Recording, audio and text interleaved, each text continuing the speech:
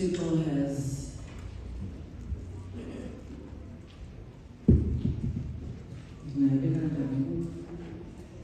has overextended patience with us. Ngoba siyacela uThixo athulule sawugqiba sivale umlomo. Siyathandaza silile sinyuse uThixo athulule siqhubeke ngobomi ngathi akwenzekanga.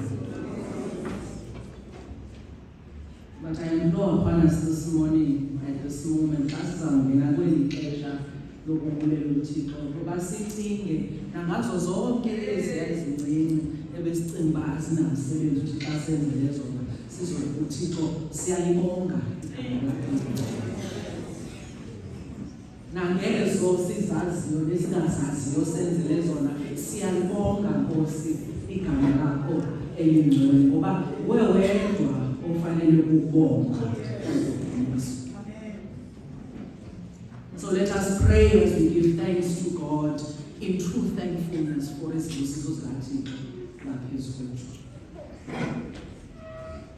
Masinikeleke kwimbulelo kuThixo ngenxa yenxeba zakhe ezingenabhalo. Thixo ngoba wethu nomthombo wako konke ukulunga. Othe waba nobabalo ukuthi kungewo lonyaka ogqithileyo kuphela. Kodwa kungayo yonke iminyaka yokuphila kwethu. Sinikela kuwe impulelo yethu imihla. Sibulela kuwe impulelo imihla yethu yonke. Basizisa kweli xesha nakule ndawo. Siyabonga igama lakho.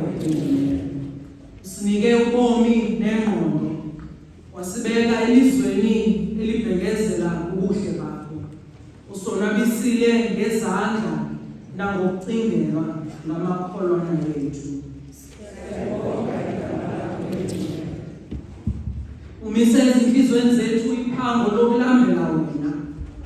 Wasinika futhi noxolo lwakho. Usikhulule wasibizela kwindawo eziphakamileyo uYesu Kristu. Usinike nendawo ebudlelaneni bomoya wakho nasebungqineni bebandla lakho. Siyabonga igama lakho elihle.